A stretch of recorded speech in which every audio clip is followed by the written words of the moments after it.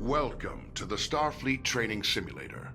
Our system is currently configured to train command crew of Aegis-class starships. Here you may learn about the roles and responsibilities of each officer on the bridge, and how to operate all of the controls of their command stations. Feel free to experiment and get comfortable with the ship here in the simulator before moving on to the real thing. As captain, you are in overall command of the crew. It is your responsibility to communicate with and to coordinate the actions of the other officers on the bridge. You'll receive important updates on mission status and also have direct control of the main view screen. The captain's objectives feed contains vital information about your ship's mission. Updates from support crew and Starfleet Command are reflected here, so that you will always know what your crew needs to accomplish. Open the objectives feed now. Some objectives also have more detailed information. Sometimes you, as captain, must choose between different ways to complete an objective and direct your crew accordingly. In all cases, your crew depends on you to keep them informed of their goals. Select the objective for more information. Sometimes you will receive additional information to help with your mission. Keep an eye out for your intel feed, located near your objective readout for tips and hints. As captain, you can answer a hail when messages from Starfleet or other ships are received. If the message is accompanied by video, it will be displayed on the main view screen. Answer the incoming hail now. Aegis, this is Captain Uku of USS Huxley. Our system checks are complete. We're ready to go. We'll stand by and follow you out when you're ready.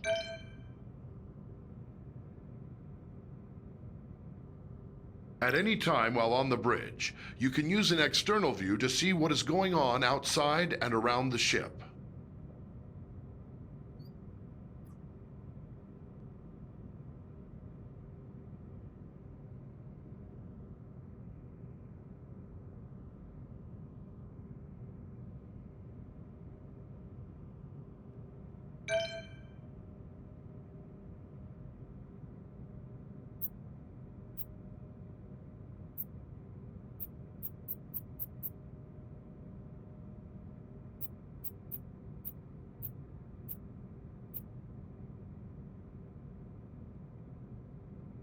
As captain, you can access basic information about your ship's status. Open your status displays now. The status information available to you is helpful, but no substitute for the more detailed knowledge of your chief engineer.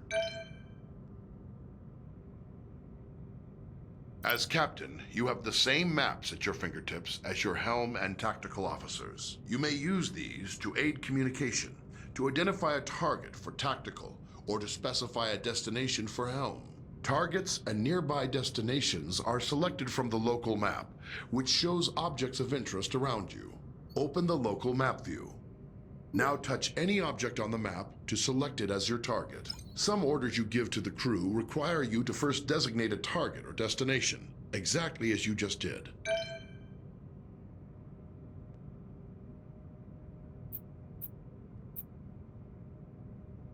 When playing alone or with AI members of the command crew, the captain gives orders to the AI officers. To give an order to a specific officer, look at them and use the orders system to select from the available commands. Remember, some commands will first require that you select a target or destination. Try ordering your chief engineer to prioritize power to engines. Some orders apply to the entire crew.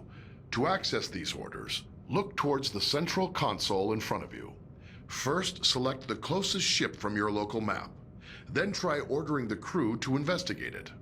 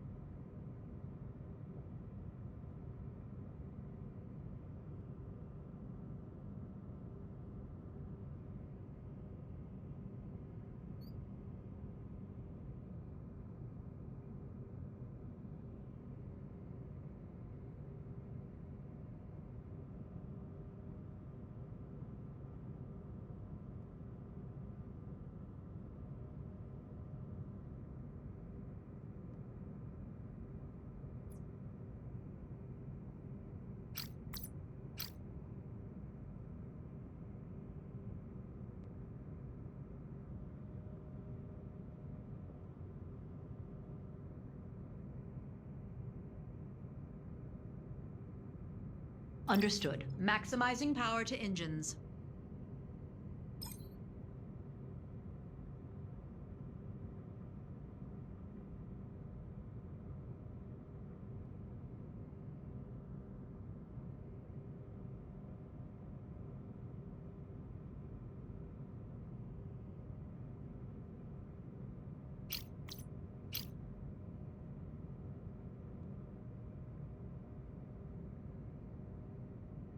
Understood. Targeting.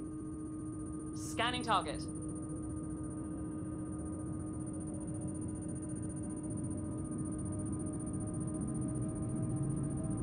Scan complete, Captain.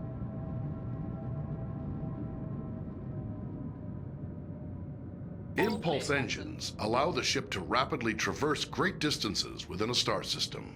When playing with an AI crew, you will need to choose a destination and give the orders to prepare for and initiate impulse travel. First, choose a destination from your impulse map.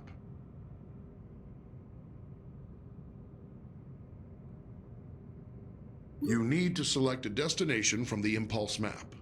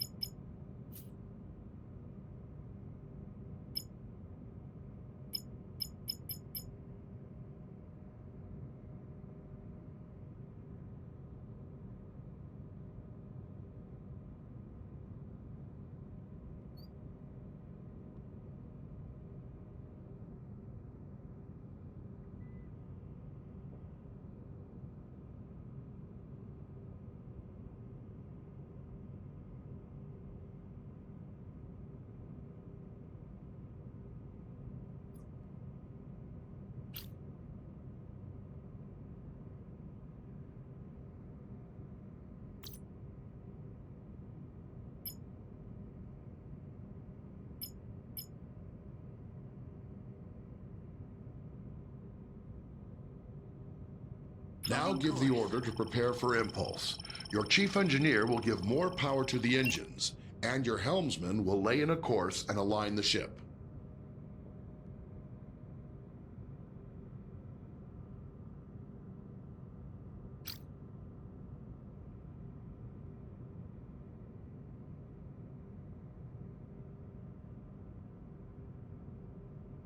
Tell the crew to engage impulse flight. Plotting impulse course.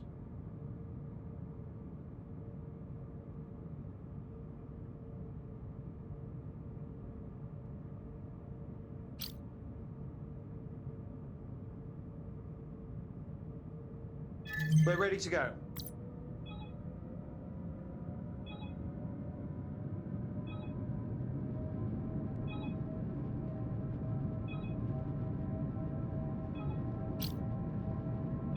Aye, aye.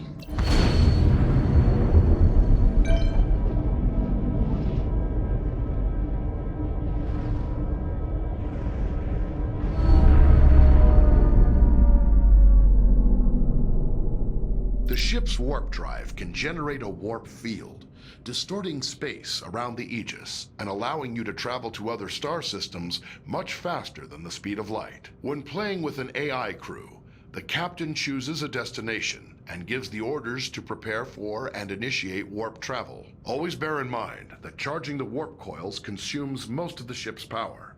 The Aegis will not be able to maintain a full combat stance during these critical seconds. To go to warp, first choose a destination from your warp map. You need to select a destination from the warp map.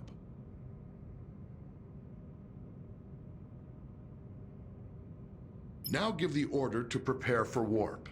Your chief engineer will direct power to the warp coils, and your helmsman will lay in a course and align the ship to the correct heading. Aye, aye. Initializing warp protocols. Allocate Now tell your crew to engage the warp drive. Lining up for warp. warp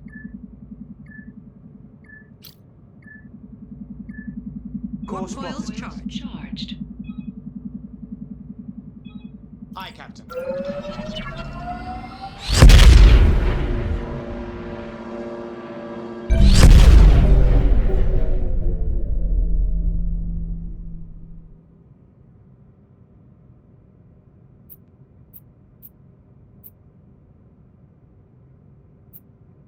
captains have control of the main view screen. You may choose to display any of several different overlays on the view screen, with information about your ship's system status. Try the different views and overlays available. Open your view screen controls now. The target and magnify views only work when you are targeting another ship or object. Magnify provides an up-close view of your selected target. Target view provides enhanced situational awareness, showing both your own ship and your target at once. Sometimes, as captain, you may wish to take temporary control over another command station. This allows you to perform any of the functions of that role, then return to the captain's chair when ready. You cannot, however, take control of a station currently being operated by another player. To take control of another station, look at any of your AI command crew and activate Orders mode. Now choose the Take Over option. You can return to the captain's chair at any time by tapping the Orders mode button again.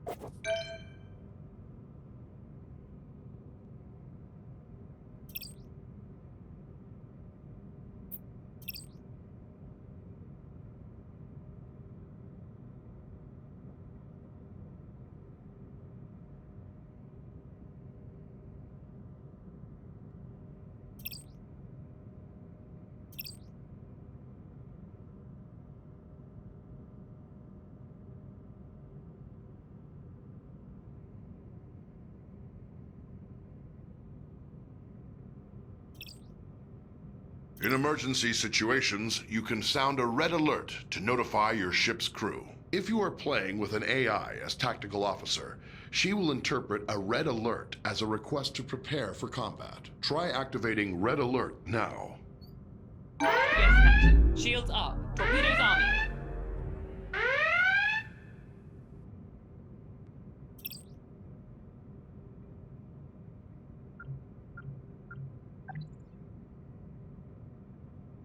As helmsman, you are the ship's navigator, responsible for maneuvering the ship and navigating within and between star systems. Your crew depends on you to get the ship wherever needed, to avoid collisions with hazards in space, and to maneuver for tactical advantage in combat situations. Your local map can be used to mark ships and objects as waypoints, to check your proximity to hazards, and gauge when you are close to being detected by hostiles. Touch any target on the map to select it. Your basic maneuvering controls allow you to give the ship forward or reverse thrust, to steer the ship to port or starboard, and to move the ship up or down on its vertical axis. The amount of thrust you can give depends on the amount of power your chief engineer allocates to engines. The more power your engines have, the more responsive the ship will be. Maneuvering controls are only available when your local map view is active. The throttle controls your speed and also allows you to reverse or make a full stop.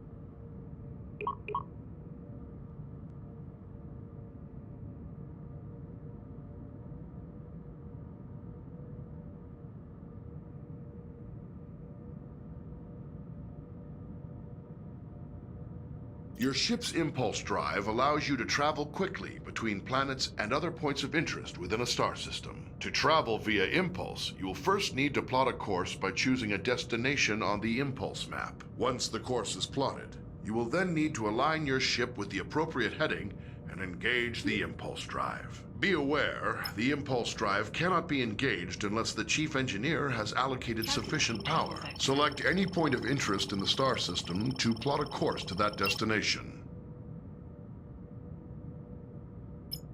Now return to the local view and steer the ship to line up with your plotted course.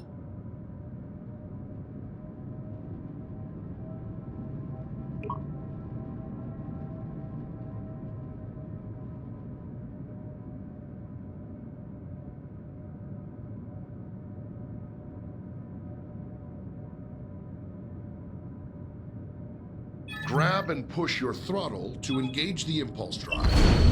The ship's computer will automatically follow the course you plotted.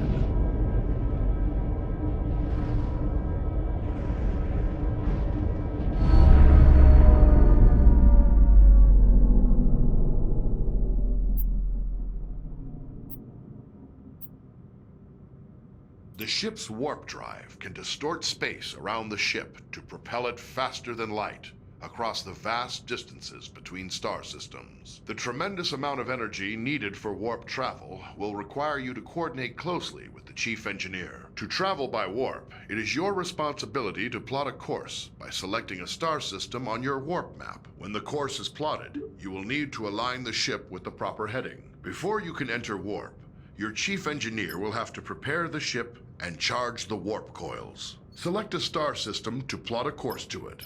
Now return to the local view and steer the ship to line up with your plotted course. Push your throttle to engage the warp drive. The warp coils can only remain charged for a limited time. The chief engineer will need to prepare the ship for warp.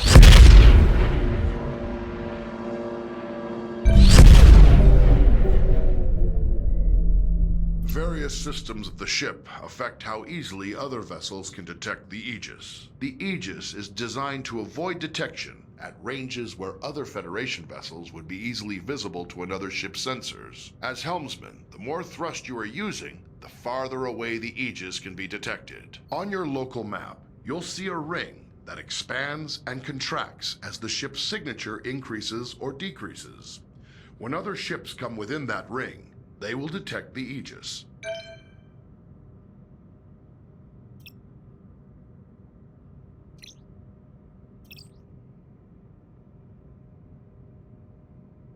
As the tactical officer, you are in charge of the ship's weapons, defenses, and scanners. In combat situations, you must coordinate with the rest of the bridge crew to protect the ship and deal with any threats to it. But you also have a crucial role in non-combat situations.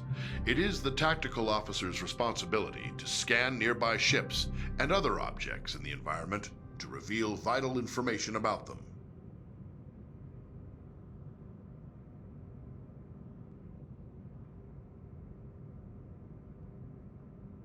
In order to scan anything or to fire on it, you must first target it. To select a target, simply select the appropriate icon on your map. Once you've selected a target, a display will show all currently known information about your selection. Target a nearby ship by tapping its icon on the map.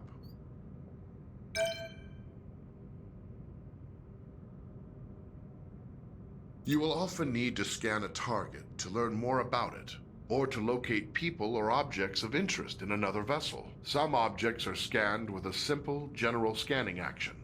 This happens automatically when the object is targeted. More complex objects, like other ships, can be scanned for specific properties, such as the locations of any weak points in a ship's system. When an object has many features to scan, scanning them all at once is much slower than scanning a single specific system. Scanning is required before it's possible to transport people or cargo off of another vessel, or before being able to target weak spots of an enemy's ship systems. Target a nearby ship by tapping its icon on the map. Here you can select what systems you want to scan. Scanning a single system will always be faster than scanning multiple at once. Also, the closer the ship is to the target, the faster you can scan.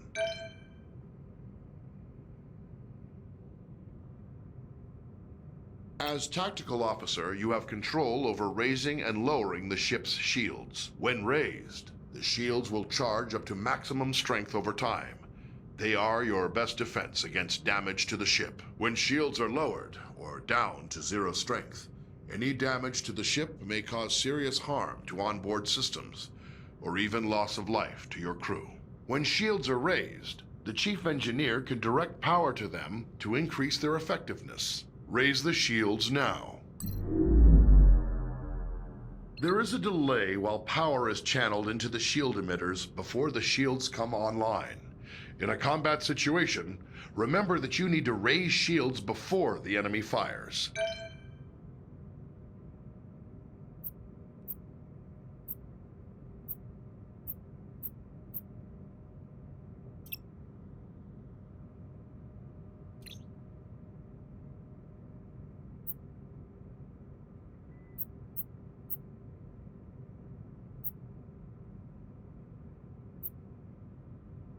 Photon torpedoes are a devastating weapon.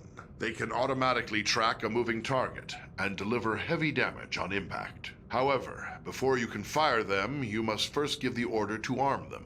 Arm your torpedoes now.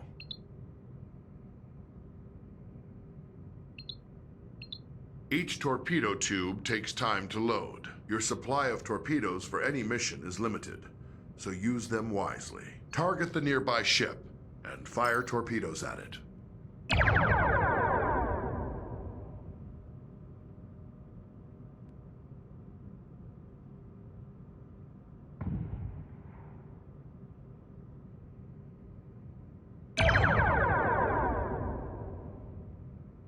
Phasers are a versatile energy weapon.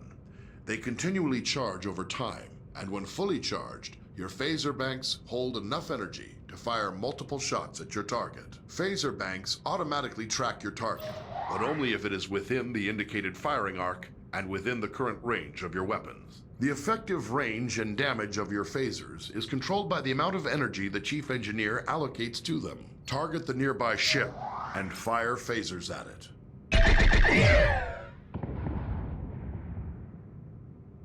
Phasers can be used to precisely target weak spots of another vessel. To use this ability, you must first scan the desired subsystem of a target, such as its weapons or engines. Once scanned, you must then select that system. As long as a scanned system is selected, phasers will auto-target that system's weak points. To hit a subsystem, the target's shields must be down or inactive. Second, your ship must be correctly facing the targeted point. If the target's shields are raised, or you are attacking from the wrong angle, firing in subsystem targeting mode will do minimal damage. When dealing with other ships, targeting individual systems is a good way to disable them or neutralize a threat without outright destroying the ship. This may sometimes be necessary to accomplish your mission objectives. Target the nearby ship and scan its weapons systems. Scan the ship's engines now to reveal their status and any weak points which would allow you to damage the engines directly. Now select the ship's weapon systems to lock on to their weak points. Your phasers are now in subsystem targeting mode. Fire them for a precision attack. Until the target's shields are down, you will not be able to hit the targeted system.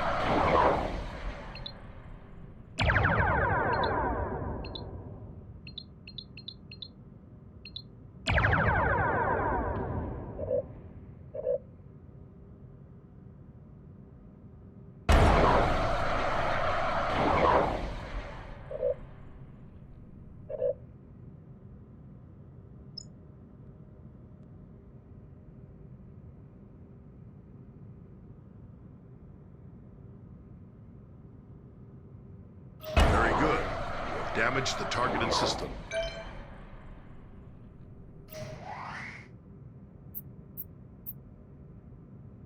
Various systems of the ship affect how easily other vessels can detect the Aegis. The Aegis is designed to avoid detection at ranges where other Federation vessels would be easily visible to another ship's sensors. As tactical officer, arming torpedoes, firing weapons, and activating shields will each make the ship detectable from greater distances. To reduce the ship's signature, disarm torpedoes and lower shields now.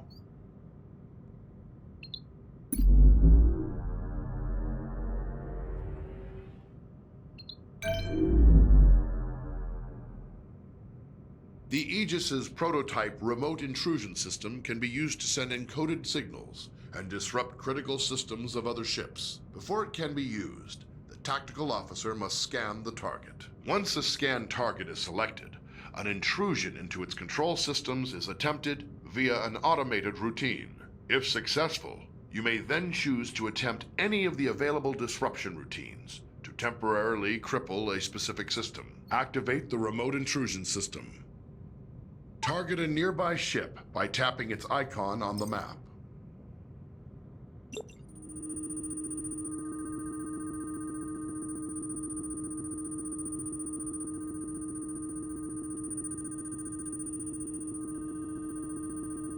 Select a scan target.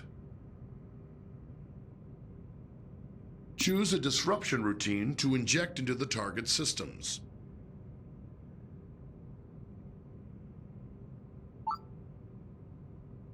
Very good, but once used, the remote intrusion system will be fully occupied and unable to disrupt another target or system for some time.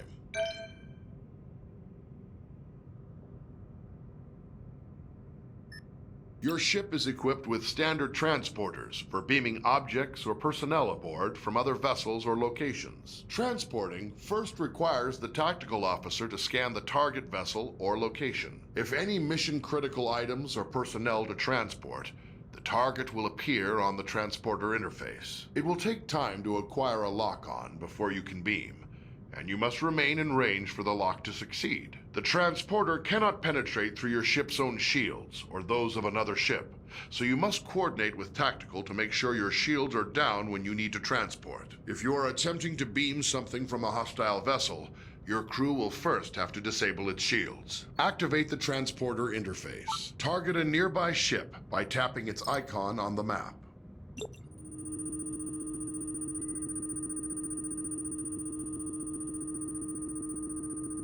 Select the damaged ship from the list of targets. Lock on to the survivors aboard the ship to prepare for transport. To lock on, your ship must be in transport range and unshielded.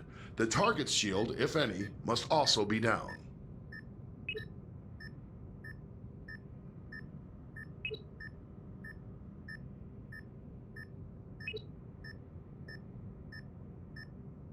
You have transporter lock on the survivors. Give the order to energize. The survivors are now safely aboard the Aegis, but you can only transport 6 at a time.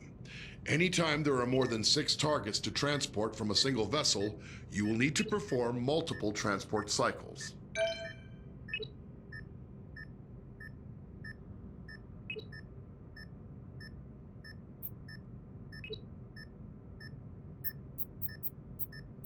In order to scan anything,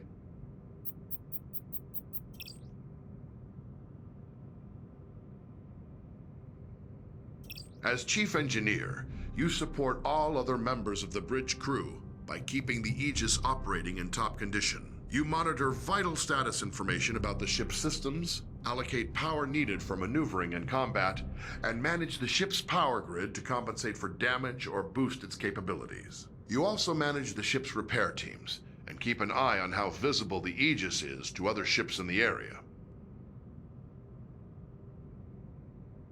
Your system's display gives vital information about the status of the ship's various systems at all times. When your ship is suffering from negative effects, this panel provides information about the source and severity of the effect. As chief engineer, you have more detail about your ship's status than any other member of the crew. Activate your system's display now.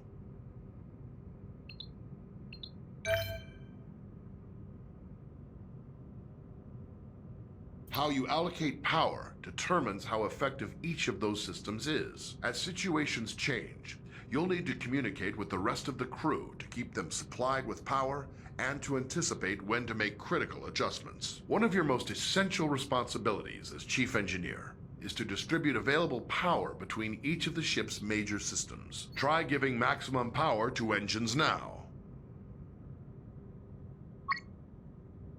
Now try giving maximum power to shields.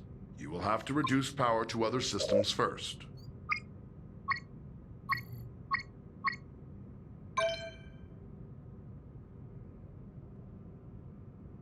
Before the ship can travel between star systems, you must make the ship ready and charge its warp coils. This draws a tremendous amount of power, and you will be unable to make any further changes to power allocation or routing while prepping for warp. Begin preparing for warp now. Charge the warp coils. The helmsman will have a limited time to engage the warp drive, or the coils will automatically discharge to prevent damage to the ship. Warp coils charged.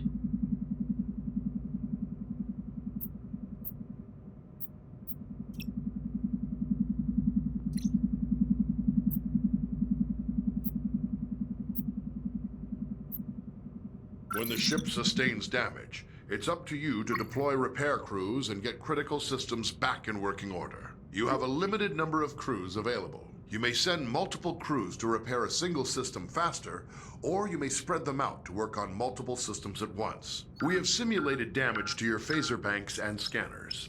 Assign repair crews to both systems to get them back to full working condition.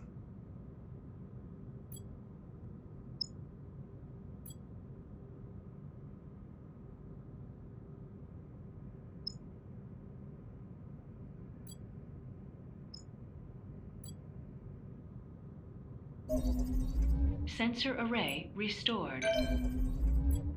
Phaser array restored.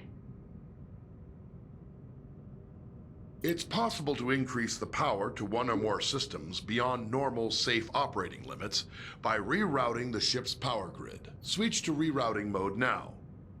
Try diverting extra power to shields by dragging an adjacent power node over to it.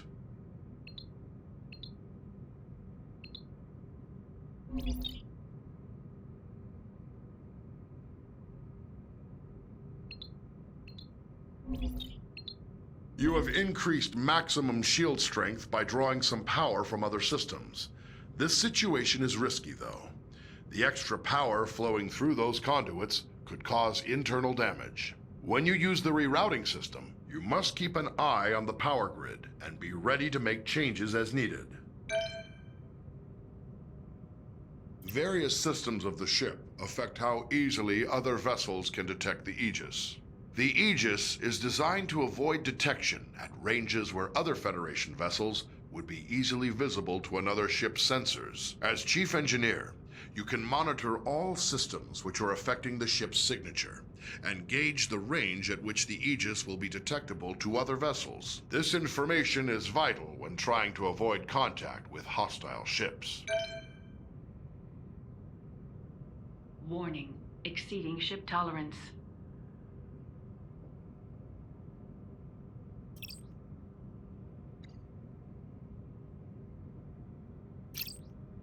Warning,